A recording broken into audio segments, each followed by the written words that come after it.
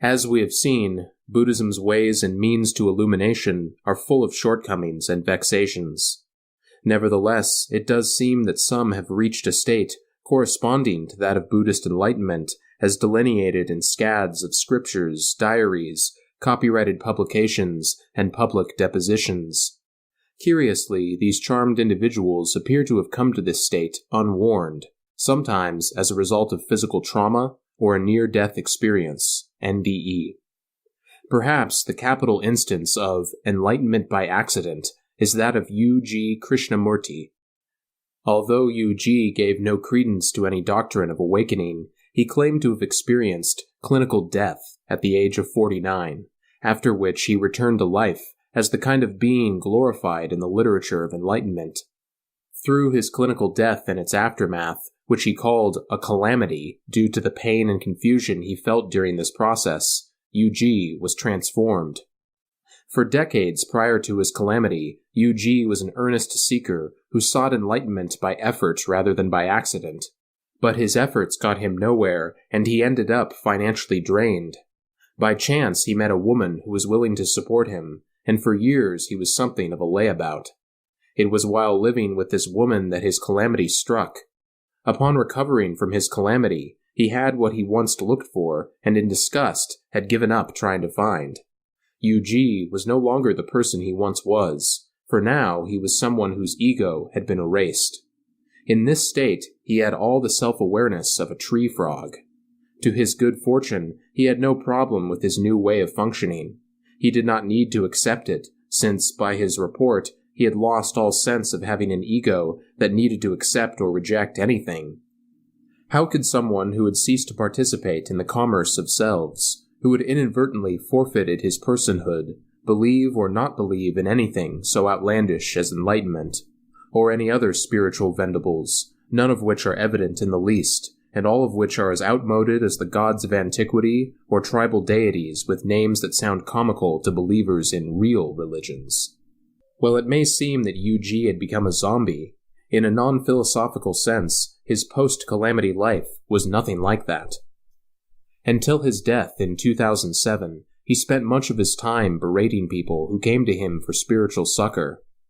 Cantankerous and opinionated as some of the more famous masters of Zen Buddhism, U.G. arrestingly and often humorously told those who had made the pilgrimage to his door that everything they believed about anything was wrong. Few of them could get a word in edgewise as he assassinated all that humanity has ever held sacred. Just listen. You really are not talking anything. They're all empty words. Okay. The energy in the body... No, you are just repeating that nonsense. What you are dealing with is... That's the point. I have no problems. Then what? Solution. Then what? If there is no problem, then what? Only the solution given by those bastards you are dealing with, not the problem. Okay. That is not the solution. It's not about problem what he's talking about. No, it is the solution he has offered for your non-existing problem that you are dealing with. All those bastards.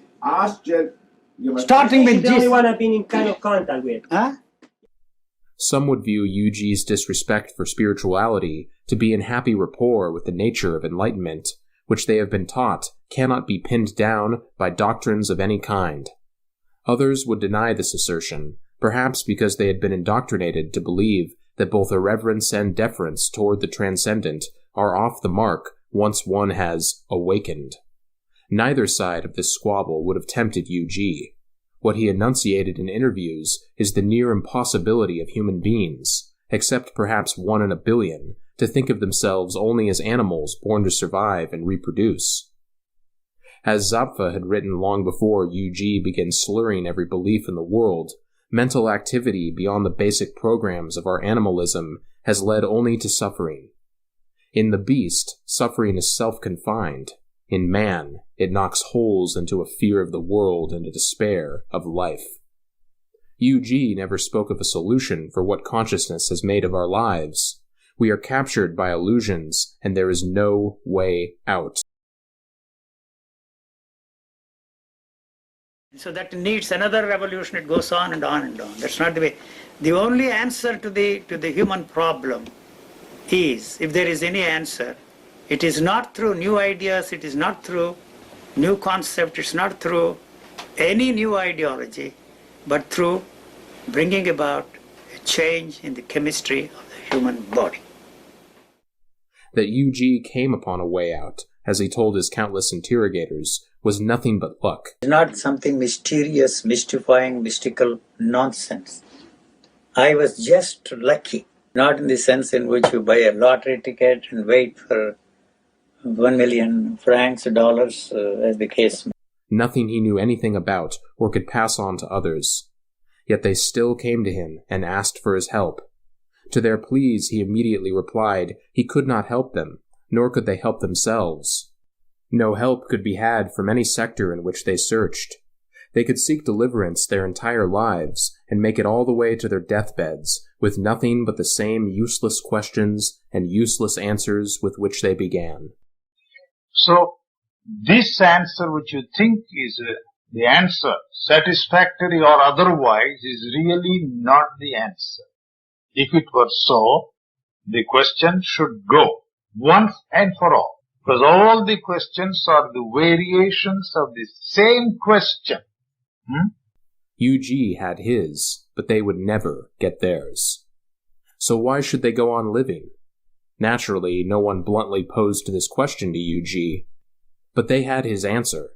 There is no you that lives, only a body going about its business of being alive and obeying biology.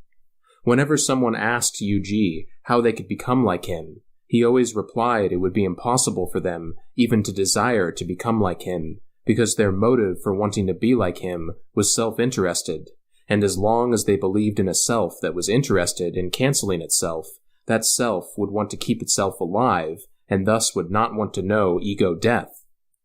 Whatever people did with their lives was of no concern to Yu-Ji, as he tirelessly recapitulated to those who engaged him in conversation.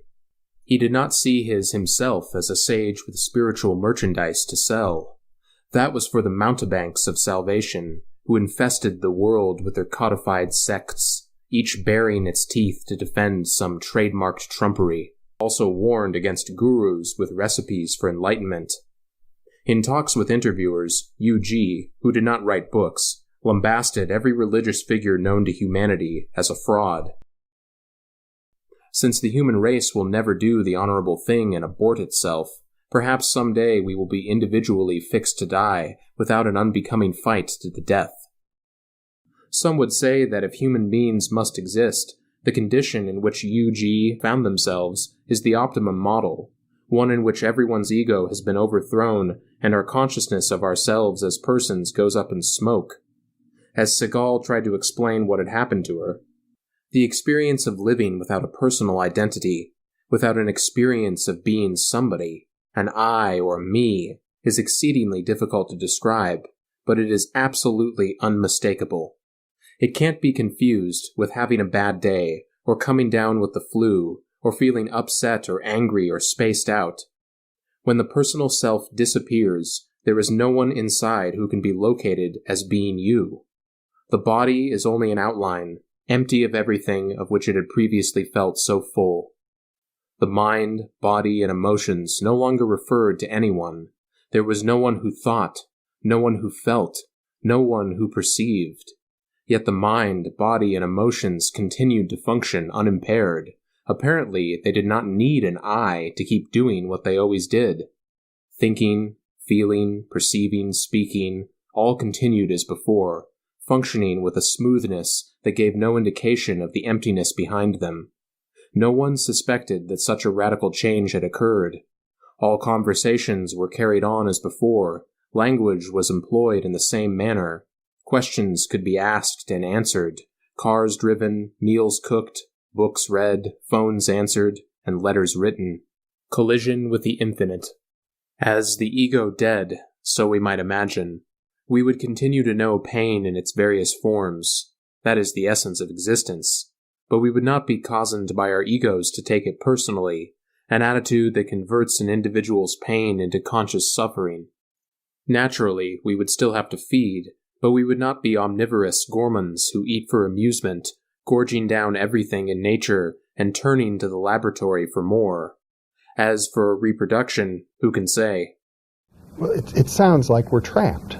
We are trapped, and the very demand to get out of the trap is really the problem.